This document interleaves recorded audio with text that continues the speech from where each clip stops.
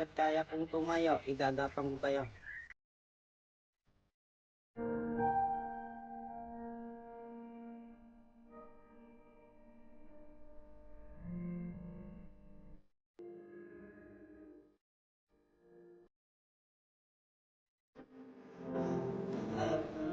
Pagaya sila sa akin, hindi nakapag-aral.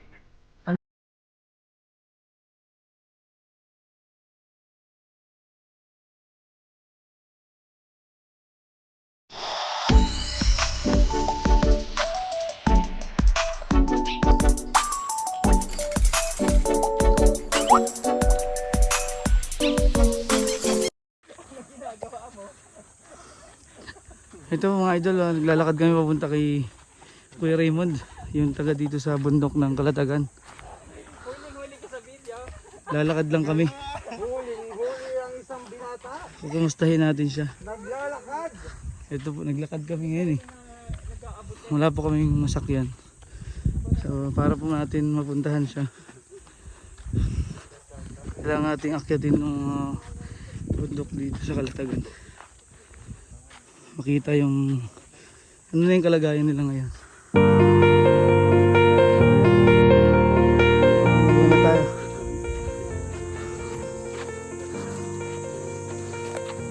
Sama po natin TV Team Manila and vlogs. Pakyat ng bundok and Pugong Biyahero, Christian TV ko. And then mapalit po ni Pugong Biyahero dito sa Kalatagan.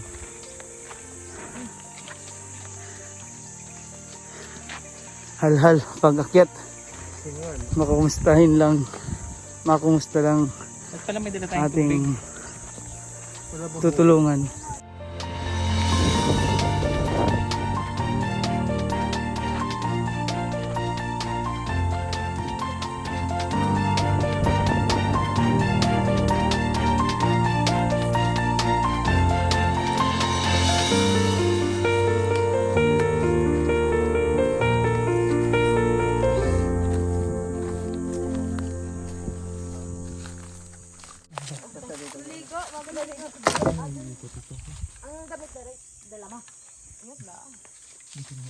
Kuya Raymond, ba't nawala yung tent nyo dito? Ay, gaw nung may balitang may bagyo, ay di nilipat ko muna doon sa itaas yung tigilan muna namin, kubol. Tumaas ho kayo ngayon? Oo, Doon sa mas medyo taas-taas talaga? taas-taas dito ang konti. Bakit ho pala kayo umalis dito kung may bagyo man? Anong mangyayari dito? Daanan to ng tubig eh. Parang ano pala to? Oo, Ilog ilog. galing bundok? Ganon? Oo. So dito po nakapwesto yung kanilang tent. Kaya pala nawala. Dahil yun nga may paparating na bagyo. Ito pala ay daanan ng tubig galing sa taas ng bundok. Mismong pwesto nila dito. Kaya nagulat kami, wala na yung mga tent. Gamit na lang na iba. Natira dito. Kamusta ang buhay dito Kuya Raymond? Awan ng Diyos, nakakaraos din naman. Hindi pa kayo tapos ng trabaho din eh. Hindi pa. Oo, kasi ayun, dalawang bata, nasaan ho? Nandyan sa itaas. Ay, okay po. Andun sa ginawa niyong bagong kubol, yung tinali niyo ulit yung mga tent. Oo. Ganun pala ang buhay niyo dito. Pagka ganitong babagyo, tataas muna. Taas muna. Mahirap baka pag nadaanan ng tubig mababasa rin dito. Pwede pa kayo ma-aksidente kung malakas-lakas ang agos eh. Posible rin sa lalaki ng kahoy niyan. Posibleng matangay rin yan ng tubig. Tapos sa inyo bumagsak. Ganito pala ang sitwasyon nila dito. Pag may paparating na bagyo, talagang kailangan mong lumikas. Ayan, ito yung buhay na walang permanenteng matatayuan. Ito ang sitwasyon nila dito.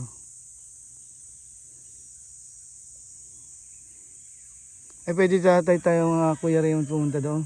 Pwede. Sa taas.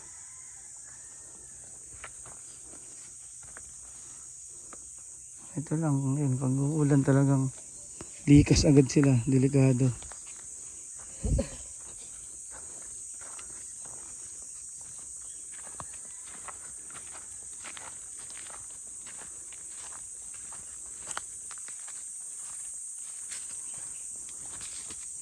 Eh, ano pong almusal nyo kanina? Kay Raymond. Kanay. Ulam nyo, ito lang gamit nilang. Dito lang.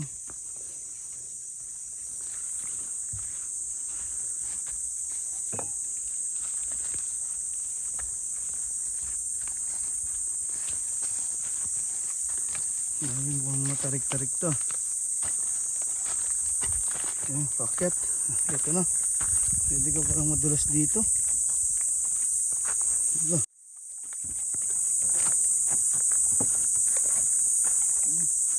Ito po ang buhay dito pagka babagyo.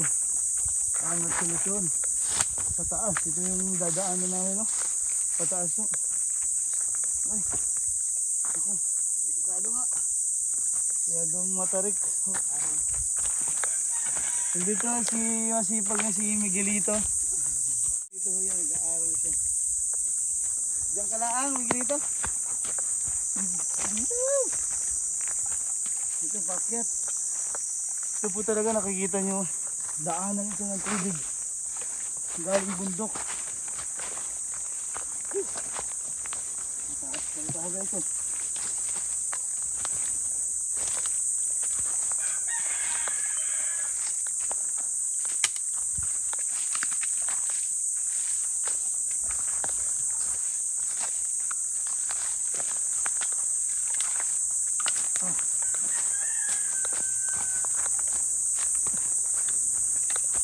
Taas.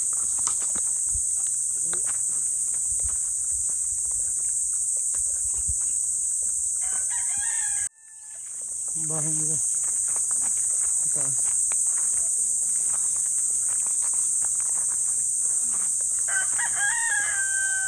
Dito na tayo kaya.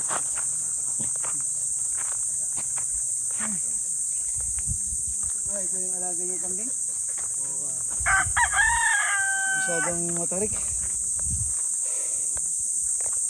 Yan, ito yung mga alaga ni Kuya Raymond dito. Kailan lang ho nanganak yung kambing nyo? Ay mahigit na pinanganak yan January. Parang ano na, pa-4 months na itong kambing. Oo, yung kaso na lang, hindi lang siya makatayo. Ay, bakit? Anong nangyari? Ay namamaga yung kanyang tuhod. Siguro na laglag ho yan sa mga ano, no, matarik-tarik. Ito po yung kanilang alaga dito. Grabe ang taas dito. Yan, ito yung tent nila. Dito sila nagtayo sa medyo taas. Grabe yung taas. Dito ho, hindi po nadadaanan ng tubig. Itong pwesto nyo. Taas na ito eh. Hinalahal ako dun taas ah. Hindi mataas. Ang daan lang ng tubig dyan yun, galing dun doon. Oo. Galing sa taas.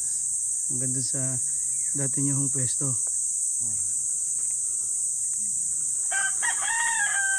Hindi, mas malayo pong binababa pag may bibilin sa babang panig. Malayo. Malayo pa po. Ay pag na ano, edi dito na rin naman dadaan sa ano, shortcutan.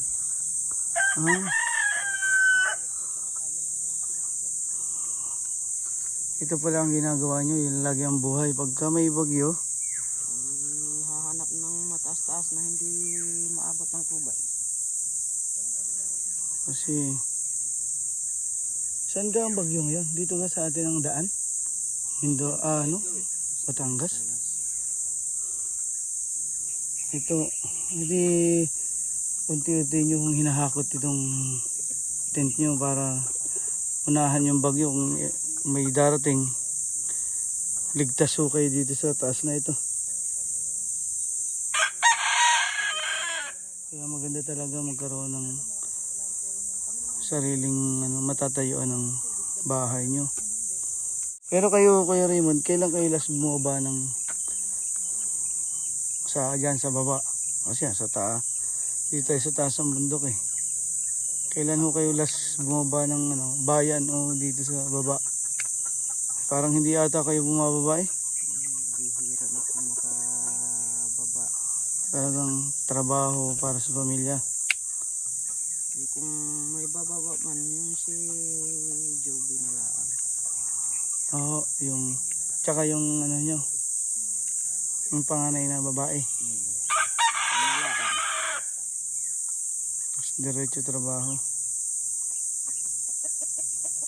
Ano ho ba kayong trabaho yun? Arawan, persyento o kung ano lang ho yung matitira? Ano lang,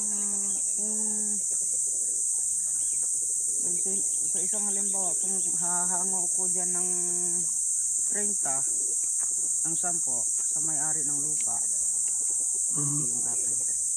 Sa ilang araw ho yung tinatrabaho yan? Minsan buwan o Buwan.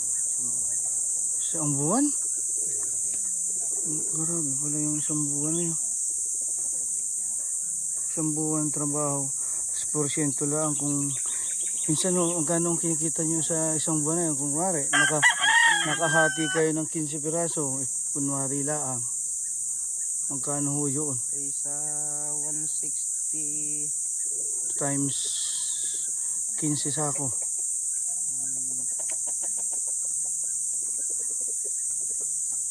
15 sako, tapos 160. So,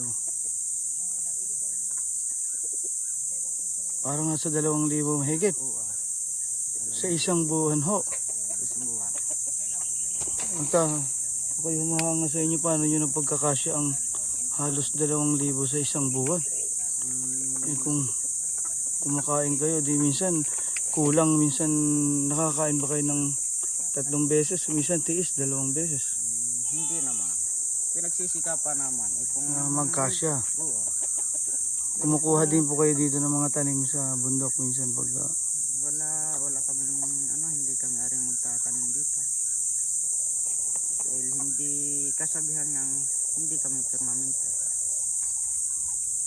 kasi wala kayong sariling matitirhan, talagang palipat-lipat to.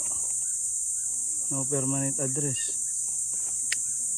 Hindi, ang hirap nun pag naglalagay sila sa mga module nila doon yung sa baba Oo. na address. Oh. Pero ang totoo, andito kayo palipat-lipat sa taas ng bundok. Oo.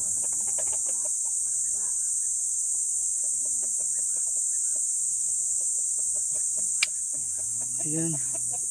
Dumating na ho yung bunsong lalaki ni Kuya Raymond. Nagulat ako, buhat-buhat niya yung Nagkakapot ng kahoy. gahakot siya ng kahoy. Pababaho yan doon sa pinanggalingan natin kanina. Ayan. Yung inakyat ho natin kanina, wala pa tayong dala nun. Eh siya pababa. Meron pa siyang dalang kahoy. Ayan. Pwede kang sobrang sisipag ho ng mga batang ito para makatulong po sa magulang nila. Sa layo na. Mataas-taas. Matarik-tarik din yung inakyat namin. Ayan o si Kuya Raymond. Ito po yung kinumusta ho natin sila dito. Ang sitwasyon nila dito sa taas. Dahil yun nga, babagyo na, umakyat ho sila dito sa mas mataas dito sa bundok. Ayan. Ito ho, ganito ho katarik dito. Ito na yung likod na ng bahay ng tent nila. Ito yung tent nilang ginawa ulit. Bangin na ho itong likod. Ito yung bangin. Kaya kung buti ho at may nadala tayong solar, may ilaw sila. Kasi sa charge ho, Kuya Raymond, yung solar, okay naman? Okay naman. Maganda naman. Lakas ano? Yung flashlight. Liwanag. Ginamit namin kagabi sa dagat. Ay talagang kahit kabilang bundok kaya yan o Kuya Raymond. Ang lakas eh, nagulat ka ba ka? Dun sa lakas ng solar na yon. Liwanag. Ayan, kasi ho, yung mga binibili nyo pong solar, ay binibigyan din po natin yung ating mga tinutulungan, lalo na katulad dito sa bundok, walang mga kuryente. May nakita namin itong alaga nilang kambing, yung anak. Umakyat ho sila diba dito sa taas. Paglipat nila dito, nakita nilang ni Kuya Raymond, hindi na nakakalagad itong anak ng kambing niya. Ayan.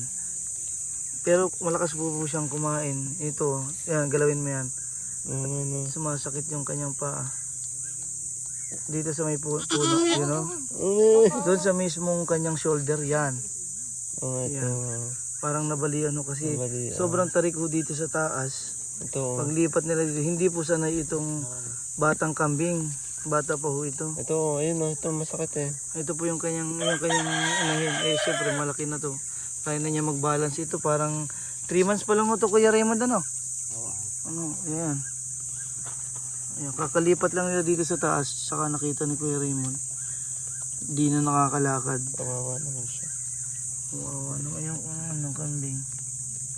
Uulamin ka pa namin eh. Ay, hindi pala.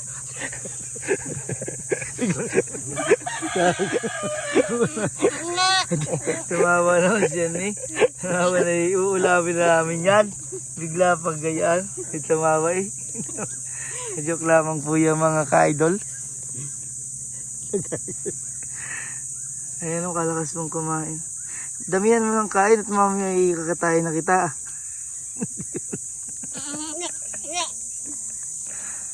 Naku, nadali yung ano eh. Taas kasi nito. Ako nga ihalhali. Muntik na madulas din. Oo na, gusto pala niya yung ganitong buhay. Magpasubo. Oo, gutom na gutom pala. Ito palang dahon. Anong dahon niya, Kuya Raymond? Ipil-ipil sa Mindoro tawag. Elena. Grabe, sayang yung kambing kung hindi ito maagapan. Kasi kailangan agapan. Ngayon ay ano na, naggrabe. Ito na lang hindi sa Grabe, sayang yung pangkabuhayan din ito ni Kuya Raymond. Ganito pa ang nangyari. Nahirapan siya lumunok eh. Ito yung bangin. So, grabe, tarik na ito. Galing tayo doon sa babang yun. Pumunta ho doon si Michael Jan. Si Michael Jan ho yung bunsong, may bunso pa pong lalaki, maliit pa. Siya po yung pangalawa sa bunso. Ngayon, nagpapasalamat po tayo sa ating mga subscribers. Sa inyong pag-subscribe, malaking tulong po sa ating programa. Para matulungan po yung mga kababayan natin. Ang ganito po ang sitwasyon, hindi po nakikita ng ating mga kababayan na nasa mga bayan. Ito po ang sitwasyon dito sa bundok. Ako po si Dong Stevie, PB Team Mindoro. Marami pong salamat. God bless po sa inyo. Mahal po tayo ng Panginoong Ama.